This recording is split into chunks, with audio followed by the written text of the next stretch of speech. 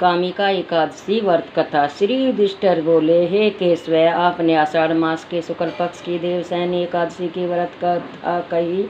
अब आप कृपा करके सावन माह के कृष्ण पक्ष की एकादशी का नाम तथा गुण वर्णन कीजिए। श्री कृष्ण जी ने कहा, हे राजन, एक बार नारद जी ने पितामह भीष्म जी से यही प्रश्न किया था।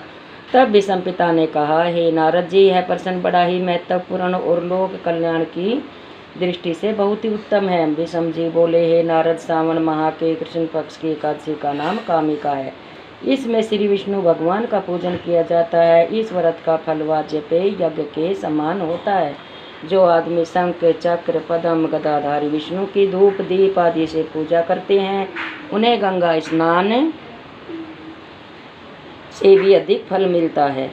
व्यतिपात में गंडक नदी में स्नान करने से जो फल मिलता है, वही फल भगवान विष्णु की पूजा करने से मिलता है। हे नारद जी, संसार में विष्णु की पूजा का फल सबसे अधिक है। यह सावन माह की कृष्ण पक्ष की कामिका एकादशी या पवित्र एकादशी के व्रत के बराबर है। अतः जो आदमी विष्णु भगवान की पूजा न कर सकते, वो इस कामिका एकादशी का व्रत करे तो वही फल प्राप्त होता है। आभूषणों से युक्त बछड़े सहित गाय का दान करने से जो फल मिलता है, वही फल कामिका का व्रत करने से मिलता है।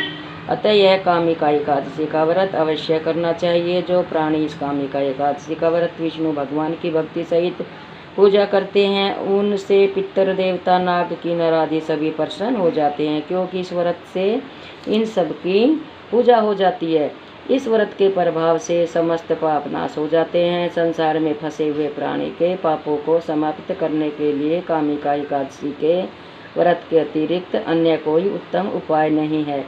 स्वयं श्री हरि ने भी नारद जी से अपने मुख से कहा है कि मनुष्य को अध्यात्म विद्या में जो फल मिलता है, उससे अधिक फल पवित्र एकादशी का व्रत करने से मिलता है। इस पवित्र एकादशी के व्रत के प्रभाव से मनुष्य कुयोनि से छूट जाता है और इसके प्रभाव से स्वर्ग को प्राप्त करता है। जो मनुष्य पवित्र एकादशी के दिन भगवान विष्णु की भक्ति पूर्वक तुलसी सहित पूजा करता है, वह मनुष्य पापों से अलग रहता है, जैसे कमल जल से अलग रहता है। हे नारद जी, तुलसी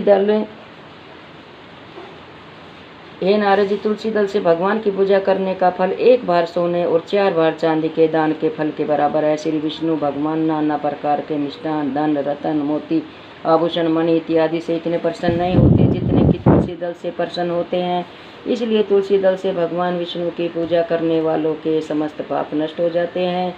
हे नारद जी, स्वयं विष्णु भगवान तथा उनके प्रिय तुलसी को नमस्कार करता हूँ, क्योंकि तुलसी जी के दर्शन करने से ही मनुष्य के समस्त पाप नष्ट हो जाते हैं और स्पर्श करने से प्राणी मात्र पवित्र हो जाता है। जो जल से तुलसी जी को स्नान कराने से मनुष्य की समस्त यम यातनाएं नष्ट हो जाती है। जो मनुष्य कामिका एकादशी के दिन व्रत कर श्री विष्णु जी को तुलसी से पूजा कर रात्रि को कथा कीर्तन जागरण करते हैं तथा दीप दान करते हैं, उनके पुण्यों के लिखने में चित्रगुप्त भी असमर्थ रहते हैं। जो मनुष्य पवित्र एकादशी के दिन श्री हरि के सम्मुख दीपक जलाते हैं, उनके पितृगण स्वर्ग में सुधा पान करते हैं। जो मनुष्य भगवान के सामने घी या तेल का दीपक जलाते हैं, उनको सूर्य लोक में सहस्त्रों दीपकों का प्रकाश मिलता है। इस दिन दूध का सागर लेना चाहिए। बोलो पवित्र एकादशी की जय। ओम नमः भगवते वासुदेवाय।